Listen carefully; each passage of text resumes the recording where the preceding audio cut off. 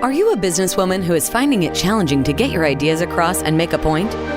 Welcome to Speakers Who Get Results with Elizabeth Bachman, a podcast dedicated to helping women get the visibility they want, whether making a speech or talking in a meeting. Every week, get valuable lessons from Elizabeth or learn from her roundtable conversations with experts and speakers on how to make a difference, not just a point. On to the show with your host, Elizabeth Bachman. Hello and welcome to Speakers Who Get Results. I'm Elizabeth Bachman, your host, and this is the podcast where we talk about how you can use presentation skills to move your listeners to take action. I get to interview experts from around the world on topics such as presentation skills, but also the leadership and the desire for visibility that is behind all of that, and the communication challenges that we face. And that's part of what we're going to talk about today. Before we begin, I'd like to invite you to go to our free assessment at www.speakforresultsquiz.com. That's speakforresultsquiz.com. And there you can take a 4-minute assessment where you can see where you are really strong with your presentation skills and where maybe you might need a little bit of support. So today, I have the great pleasure of welcoming my dear friend, Lance Dorsey. Welcome, Lance. Thank you. So happy to be here, Elizabeth. Oh, I'm glad. Lance is a busy guy, so I had to really, I like to think that I was pleasantly persistent rather than being a major pain in the you-know-what to manage to get this happen. But we're finally here. We both have internet. It's all working. So yay, hooray. Here's the official bio. Lance Dorsey is the Senior Manager of Inclusive Hiring and Vendor Management for McKesson. And he's a proud service-disabled USA Air Force veteran who rejoined the civilian workforce following 13 years of unblemished, honorable military service. Knowing you, Lance, I know, of course, you were totally honorable, the perfect person. You always seem to be the essence of what you are. Prior to working at McKesson, he served as a flight chief and contracting officer in support of a U.S. Air Force Joint Base Andrews, the Presidential Airlift Wing, home of Air Force One. Cool. He also worked as a senior contract specialist in support of the Securities Exchange Commission headquarters in Washington, D.C. Lance holds a bachelor's in contracts management and an MBA, so I know he worked really hard. He was selected as one of the top 40 LGBTQ leaders under 40 by Business Equality magazine. And he's the recipient of the Western Regional Minority Supplier Development Council Trailblazer Award. Beyond his experience and training, he truly believes diversity is a strategic business advantage when leveraged properly. It strengthens teams, organizations, and the communities we support and serve. So, Lance Dorsey, welcome to Speakers Who Get Results. Thank you so much. Thank you. Well, I'm just glad we've been friends for several years, and we did kind of a test version of this a year ago before I knew it was going to turn into a podcast, because you're one of the people that I go to say, okay, I know that women face these challenges because I'm a woman and I've faced a lot of these challenges, but how about you? And you check off a bunch of the minority boxes. I do, yeah. Yeah, so you must have like 5 employee resource groups that all say, please come be part of us. Maybe not the Polish immigrants, but other than that. I mean, I'll go to the meetings, absolutely. Yeah. How did you get into human resources and diversity? I guess there's sort of 2 parts to this question. I want to know how you got into it, but also why should we care? Why does it matter? Great question. So my career really started in procurement, and part of procurement is selecting suppliers. And working with federal contracts, anyone who's familiar with them, there are requirements around the use of small and diverse businesses anytime you're using appropriated funds.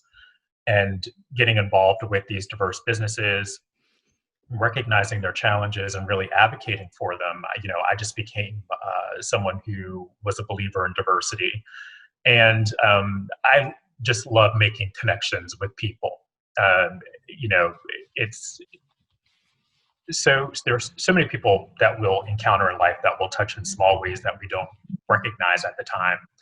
And then if you're fortunate later on in life, someone calls you or sends you a text and thanks you for some profound guidance or insight or way that you helped them that you didn't even realize you were doing. And so from that kind of place of really wanting to support people, but still being a believer in diversity, it was a natural transition for me to enter HR. And so now I manage a inclusive hiring program for the company that I work for. HR being human resources. We have an international audience on this podcast, so we want to make sure that we're not using acronyms that are very American. We really want to talk to the world here. Yes. Yeah, thank you for that. Absolutely.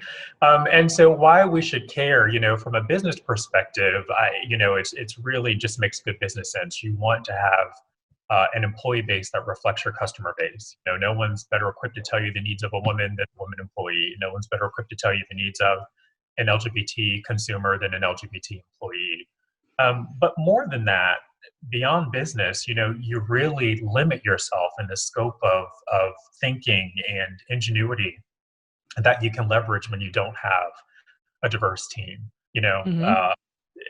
Teams where everyone has the same background, the same education, comes from the same place, they all think the same way. And the troubling thing there is that if you all think the same way, you might be thinking of something that the public would completely disagree with. But if you don't have someone to check that thinking, to test those theories out on, you could potentially set yourself up for failure, but also miss out on very important life lessons. So I'm a huge supporter of diversity, and for me, it was just a natural transition to go into human resources. Mm-hmm. I've been doing a lot of work lately with groups that are helping get women onto corporate boards. And we talked about this a little bit as we were preparing for this call. Of course, you want to get women on corporate boards because the statistics show that companies with diverse boards are more profitable. I actually looked it up. There was a study from a couple of years ago, and I'm blanking on the name, but it starts with an E, but it says 19% more profits than companies where the boards are all the same. And even if they're all the same, no matter what, all the same, if it's all women, you really ought to get some men on the board too. So it's one of the things that I feel very strongly. So one of the things is that we are used to seeing male and female differences. So there are a lot of assumptions about who you are from how you look. And then there's the color of your skin and your ethnic background. So I've got friends who are Asian. It's like Asian women. You're not supposed to have Asian women in tech. Or, you're not supposed to have African American women in tech. But if you're from India, yeah, sure. Then they assume you're a tech thing. We're recording this for Pride Month, which is June. We're recording this for June 2020 during the pandemic shutdown for COVID-19. So we aren't having big Pride parties. Let's talk about the gay, lesbian, bi, transgender, queer diversity. Most of the time, that's an invisible difference. How does it affect us? How does it affect the way people perceive you? I have lots of ideas, but I want to hear your. Sure. Yeah. So, my perspective has been, and it's so fitting that you said invisible, right? the LGBTQ community. I think in corporate America, sometimes there's this feeling that you need to erase that part of yourself to be successful.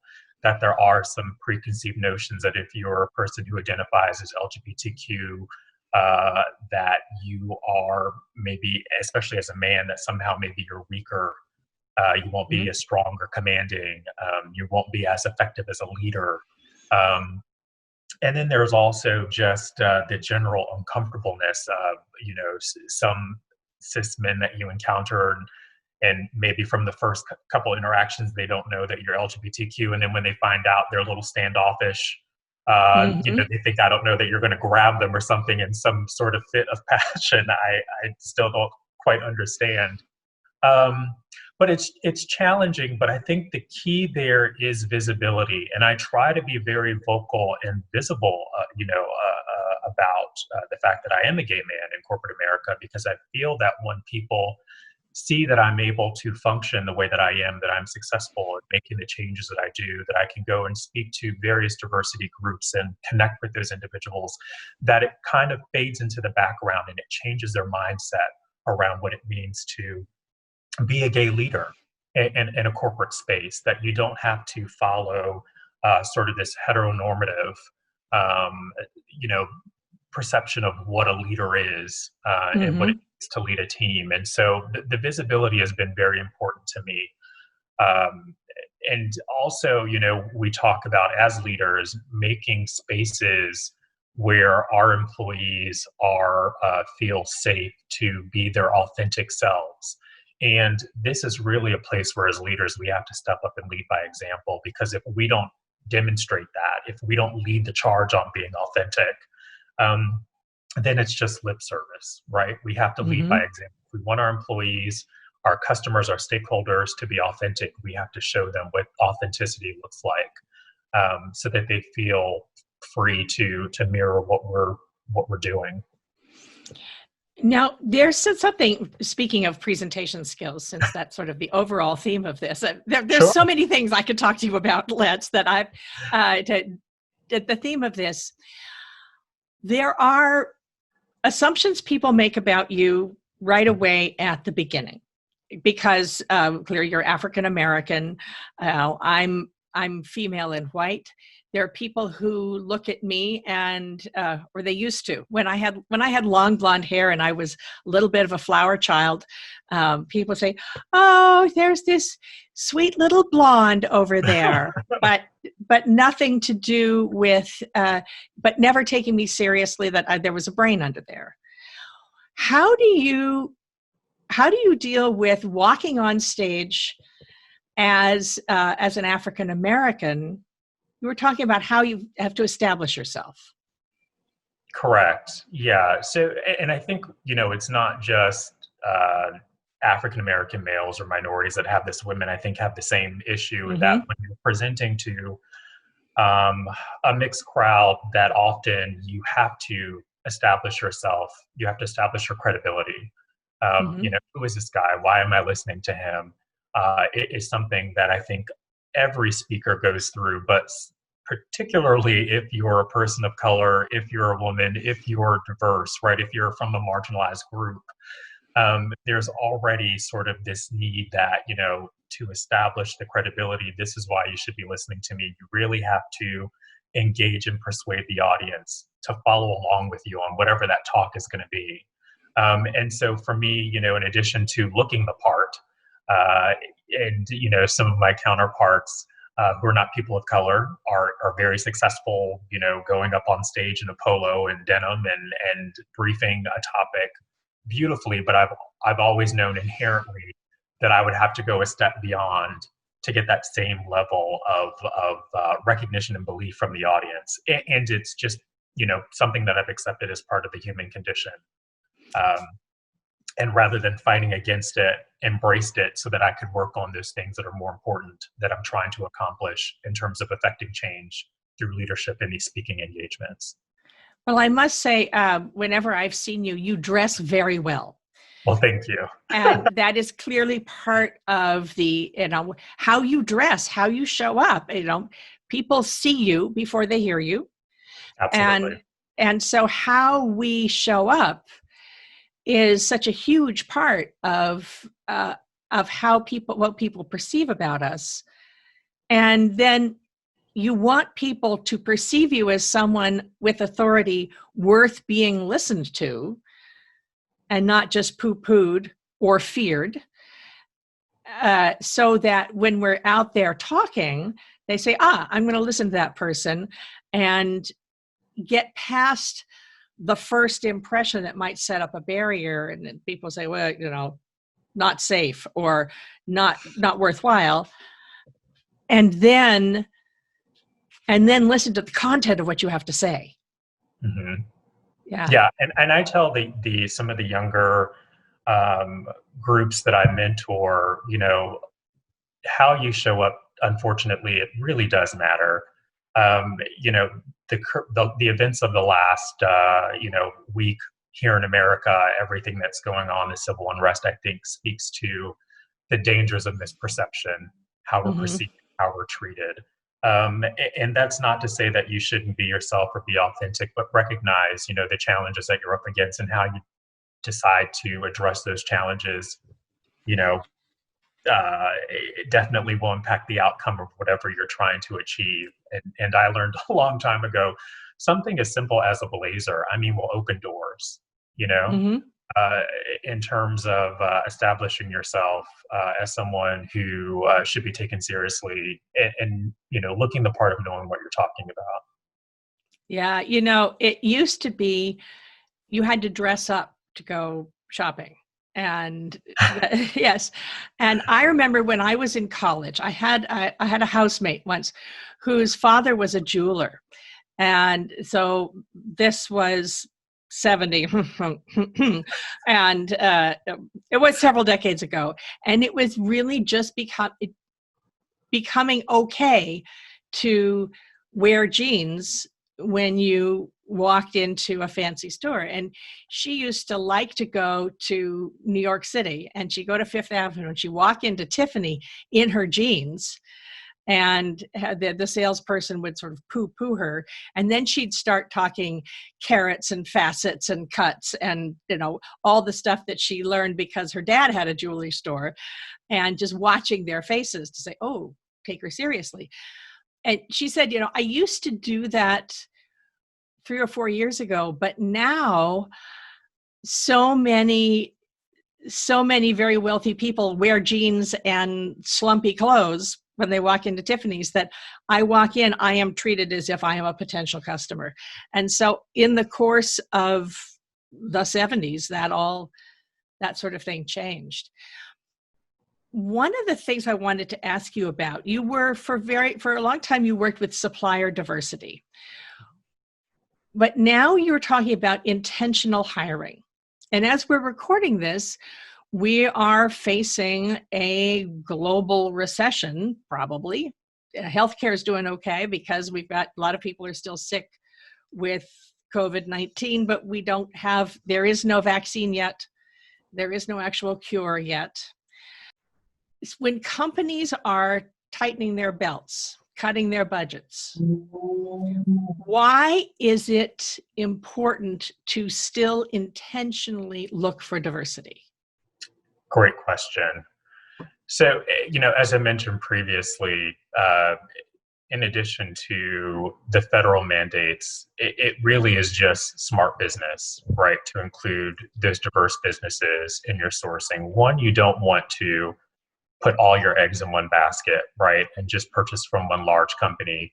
You will save a considerable amount of money there. But what you miss out on by not engaging small, diverse businesses is the agility and ingenuity of those small businesses. They're able to flex and react, I think, in a way that some larger businesses might not be able to because their processes are very set. And, the challenges that they deal with personally as, diverse individuals, and we're talking about, veterans, people of color, women, LGBT community, they bring those to their business mindset. The challenges that they deal with, things that we've talked about, being taken seriously. How do I solve this issue? Things that might be specific to their experience, they're able to then transition those into how they run and manage their businesses.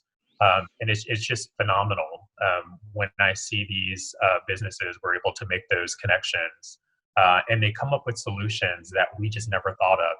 I like to say for years people made coffee before the paper filter was invented. You don't know what you don't know, and you really can leverage the ingenuity of those businesses and say, here's something that we had to create because of a challenge that we had. And this is something that you can leverage for your business. So I encourage anyone, if you get nothing from this, hopefully you get a lot from viewing this podcast. I know I've already received so much from being part of it. So thank you so much, Elizabeth. But to really encourage you to connect with, small, diverse businesses, to connect with people who think differently than you do, that can, bring in. Elizabeth, you're a perfect case. We brought you in for a speaking series at our company, and the results that we saw, especially among our colleagues who were, very apologetic when they would go in to make a presentation. One individual sticks out in mind, Tessa, phenomenal, very smart young lady.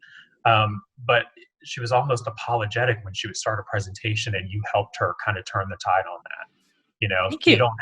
You don't have to apologize for knowing what you know just because you're a woman. You know what I mean? Like, just go in there and own it. And it's something that we wouldn't have gotten if we hadn't engaged you. And so, thank you first and foremost for what you do, but also thank you to all those other small, diverse-owned businesses that come in and really affect change.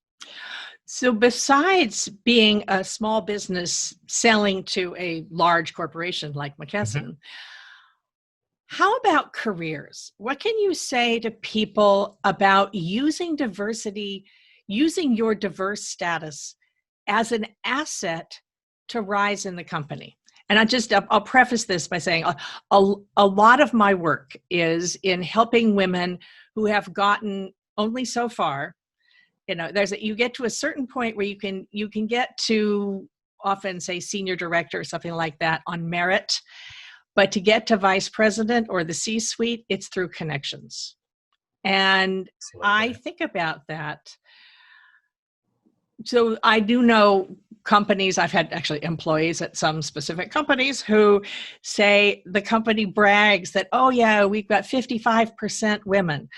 But it's all sort of below the midline. The women are in the lower areas, and the top level is only white men, and they've all known each other for decades. It's that same group of guys who knew each other all these years, and they hire classmates. So sorry, I had a little rant there. There was my rant. So when we were talking the other day about this, you were talking about intentional hiring. So you're now working on inclusive hiring and being intentional. Tell us more about that.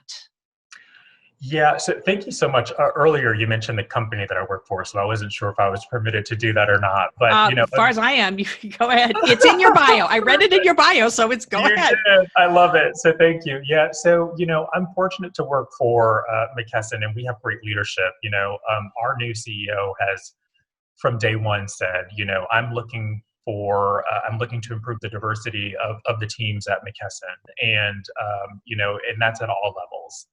And so we've been very intentional in hiring. And when I talk about intentional hiring, it's making sure that we're not just hiring positions at various levels, but that we're also pipelining talent, because I think it's something close to 67% of executive positions are internal hires. So if you don't pipeline that diverse talent at the lower level and grow them up in the company, when it comes time to make those hiring decisions, your internal hires, you don't have the diversity that you need. I'm going to pause you for a moment because some of our listeners might not understand pipeline as a verb. Explain that, please. Yes. So thank you. So what I mean by pipeline is, when you look at hiring people within the company and, you come in entry level, and you work for a company for a number of years and gradually you are promoted within that company. We call that sort of entry level or mid-management level. That's your pipeline. That's the candidate pool that will eventually, hopefully, one day become your senior leadership, become senior leaders. Recognizing that not everyone that becomes a senior leader will be hired internally. I think, again, the average statistic is 67% of executives are internal hires, and that's external to McKesson, that statistic. So that's what I mean by that pipeline. What is that lower talent pool that you hope to grow into those higher executive positions? And so my role specifically at McKesson is looking, at that level. And then we have other people within human resources that specifically target executive talent.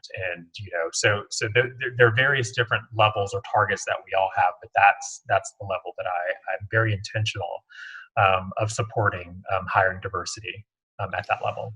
And as you're talking about that makes me think of how do you deal with the women who say, well, I'd like to be promoted, but I don't know 110% about the new job. And then they see a young man who says, I know 50% or I know 30%, I can do it. We've all seen that happen. What do you say? So when you see that happening? Yeah, I've got a very real situation. So I have two direct reports. Both of them are female. One of the direct reports, are women.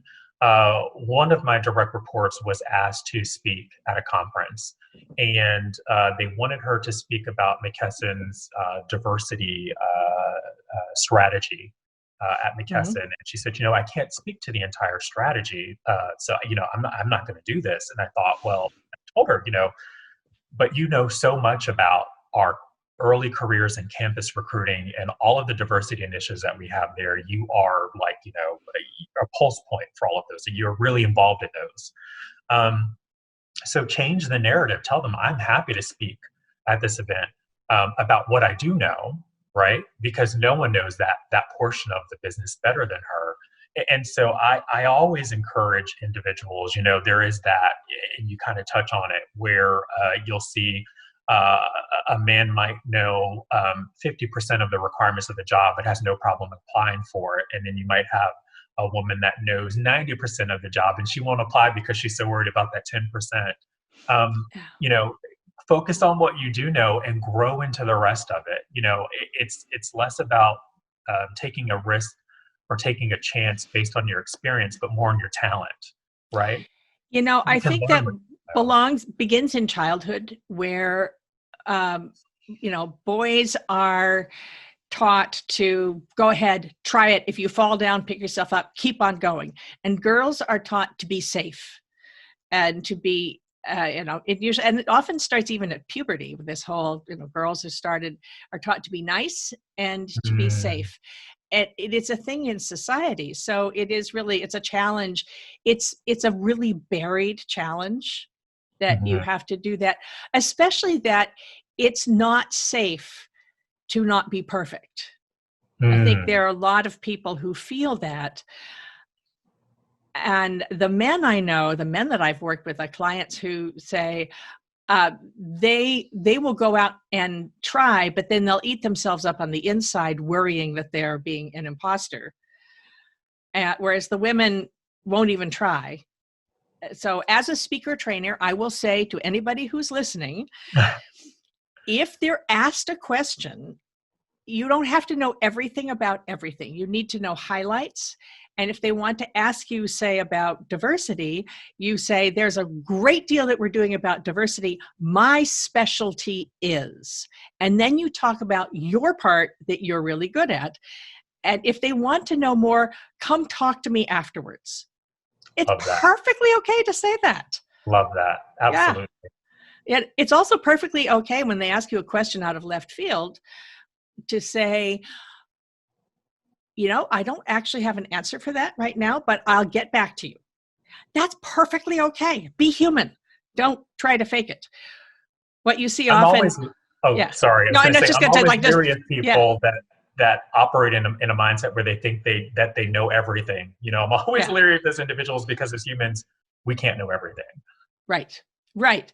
Well, and that I think is where imposter syndrome comes in, is a lot of men will fake it.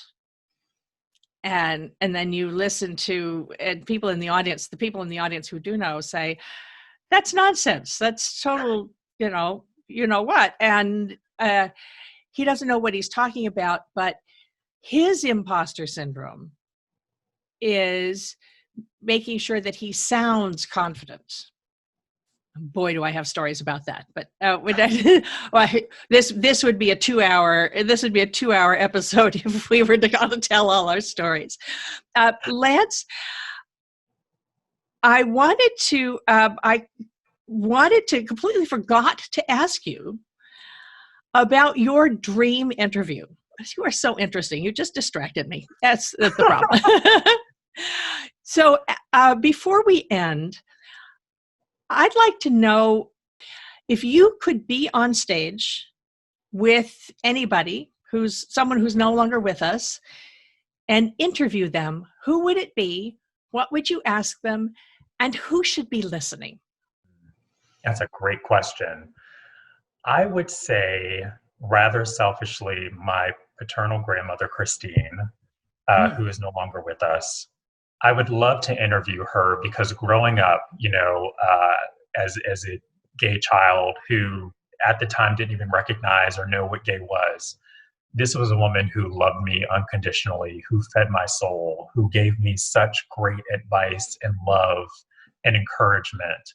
And, at the time, I didn't recognize how much she shaped who I am today.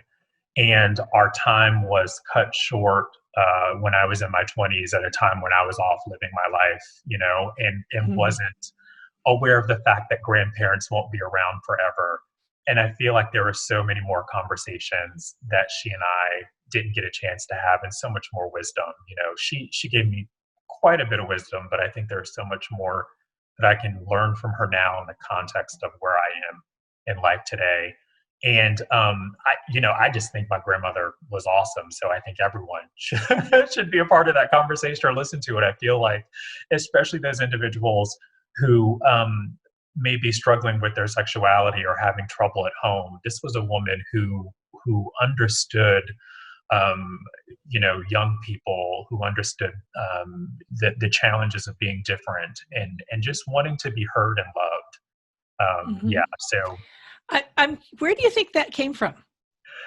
Her background. Her background. It's interesting, and that is definitely one of the questions that I would ask her. She was just a nurturer. She was a healer. She was the wife of a minister. She was also a nurse. She made porcelain dolls. She was always, as long as I can remember, doing something with her hands. And she had a way of, people who believe in healing through touch. I believe that she had that ability. She would touch your face in a way that just calmed you. That's the only way that I could think of it. She's just a beautiful, remarkable woman. And I would love to know where that came from. And I hope that one day I'll be able to emulate that and bless someone the way that she blessed me and give back to people and help them, through their own personal struggles. Oh, Lance Dorsey, that's a great line to end on. Thank you so much. Thank you so much for joining us on Speakers Who Get Results. This has been Elizabeth Bachman, your host, and my wonderful guest, Lance Dorsey. Before we go, I'd like to remind you to go to our free assessment, speakforresultsquiz.com. You could do this too, Lance. It'd be fun. It only takes 4 minutes. And then you could see where you are rocking your presentation skills and where maybe you could use a little bit of support. This has been Speakers Who Get Results.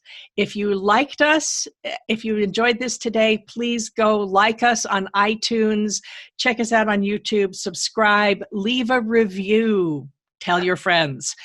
Thank you very much, and I'll see you on the next one.